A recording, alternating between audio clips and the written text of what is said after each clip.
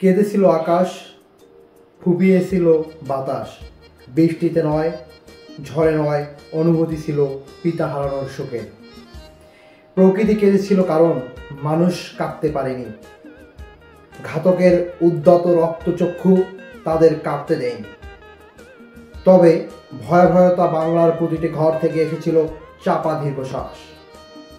1975 সালের এই দিনে ভোরের আলো ফোটার আগেই স্বাধীন বাংলাদেশের স্থপতি, বাঙালি জাতির অবিসংবাদিত নেতা বঙ্গবন্ধু শেখ মুজিবুর রহমানকে সহপরিবারে একদল পাকিস্তানি প্রেতাত্মা, ক্ষমতালোভী, নরপিশাচ, কুচক্রী মহল বিশ্ব রাজনীতির ইতিহাসে জুড়ে দেয় কৃষ্ণদাগ।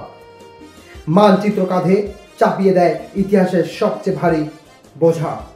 দেশ বিদেশে চক্রান্তকারী তথা 71-এর মুক্তিযুদ্ধে বিরোধী সাম্রাজ্যবাদী শক্তির এদেশীয় দোসরদের চরম বিশ্বাসঘাতকতার কাছে বাঙালি হেরে যায় অমর একুশের দৃষ্টিত্ব পথ চলা। কি ঘটেছিল সে রাতে জানতে চায় অমর জাতি, হয়তো পারে না সে কোল। বিশ্বাসঘাতকতায় কাছে জাতির জনকের বিশ্বাস ভেঙে পড়েছিল 15ই আগস্টের সেই কালো রাতে। বঙ্গবন্ধু ও তার স্বজনদের রক্তে সেদিন প্লাবিত হয় ধানমন্ডির 32 নম্বর সড়কের সেই ঐতিহাসিক বাড়ি। অস্তমিত হয়েছিল জাতির গৌরবময়ের এক সূর্যের প্রতীকের ন্যায় অনন্য এক অধ্যায়। তাই তো ফিডেল কাস্ট্রো বলেছিল, শেখ মুজিবের মৃত্যু বিশ্বের শোষিত মানুষকে হারালো একজন মহান নেতা, আর হারালাম এক অকৃত্রিম বন্ধুকে। 15ই আগস্টের শুভে সাদিকের সময় পবিত্র আজানের ধ্বনিকে বিবর্তিত করে ঘাতকের মেশিনের গুলি ঝাঁঝা করে ওঠে স্বাধীনতার বাংলার বুক।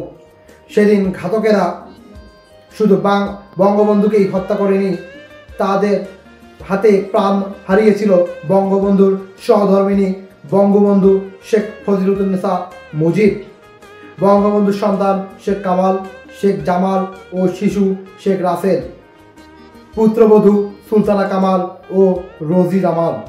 পৃথিবীর এই জঘন্য হত্যাকাণ্ড থেকে বাঁচতে পারেনি বঙ্গবন্ধুর অনুজ শেখ নাসের, ভগ্নিপতি আব্দুর রব, তার ছেলে আরিফ, মেয়ে ববি ও সুশান্ত বাবু। বঙ্গবন্ধুর ভাগ্নে মুক্তিযুদ্ধের সংগঠক শেখ ফজলুল হক মনি, তার অন্তঃসত্ত্বা স্ত্রী আরজুমণি, আবদুল্লাহ ইবনে খান রিন্টু, পরিবারের অন্যান্য সদস্য ও ঘনিষ্ঠজন। মুক্তিযুদ্ধে হত্যার পর উইল বেস্ট বলেছিল, মুজিব হত্যার পর বাঙালিকে আর বিশ্বাস করা যায় না। যারা মুজিবকে হত্যা করতে পারে তারা কেবল জঘন্য নয়, জঘন্যতম ব্যক্তিত্ব। এর সময় দেশের বাইরে ছিলেন বঙ্গবন্ধুর জ্যেষ্ঠ কন্যা, বর্তমানে বাংলাদেশের প্রধানমন্ত্রী জননেত্রী শেখ হাসিনা ও তার ছোট বোন শেখ রেহানা। বঙ্গবন্ধু হত্যার সকল দুর্বিষহস্তর সাথে সংশ্লিষ্ট আন্তর্জাতিক সাম্রাজ্যবাদী ও পাকিস্তানের চক্র এবং এদেশের দেশীয় দালালরা গোপনে সম্পর্কে আজ দেশের মানুষের কাছে পরিষ্কার হয়ে গেছে। আজ মানুষ বুঝতে পেরেছে বঙ্গবন্ধুর হত্যায় উদ্দেশ্য ছিল বাঙালি জাতিকে নিশ্চিন্ত করে দিয়ে বাংলাদেশের খাম চিরতরে মুছে ফেলবে পৃথিবীর মানচিত্র থেকে। কিন্তু সেদিন সেই বিশ্বাস ঘাতকতা ও উচ্চবিলাসী ধ্যান ধারণা বাস্তব রূপ লাভ করেনি। সূর্য কখনো সূর্যের বিকল্প হতে পারে না। যতই দিন যাচ্ছে এ সত্য স্পষ্টিত হচ্ছে, কথাটা বলতে হয়, সূর্য কখনো জোনাকির পরিপূরক হতে পারে না। তাই ইরাকের নেতা সাদ্দাম হোসেন বলেছিলেন, বঙ্গবন্ধু শেখ মুজিবুর রহমান সমাজতন্ত্র প্রতিষ্ঠায় সংগ্রামের প্রথম শহীদ, তাই তিনি অমর। বাঙালির মহান নেতা বঙ্গবন্ধু শেখ মুজিবুর রহমান চিরঞ্জীব। তার চেতনা অবিনশ্বর। মুজিব আদর্শের শোষিত বাংলার আকাশ, বাতাস, জল, সমতল প্রজন্ম থেকে প্রজন্মের কাছে বঙ্গবন্ধু শেখ মুজিবুর রহমানের অবিনাশী চেতনা ও আদর্শ চির প্রবাহিত থাকবে। বঙ্গবন্ধু হত্যার পর জেমস ল্যাডারসন বলেছিলেন, বঙ্গবন্ধু হত্যা বাংলাদেশকে শুধু ইতিমে করেনি, বিশ্ব হারিয়েছে এক মহান নেতাকে। জাতির জনকের স্বপ্ন ছিল খোদা ও দরিদ্র মুক্ত বৈষম্য বিরোধী বৈষম্যহীন সমাজ প্রতিষ্ঠা করা।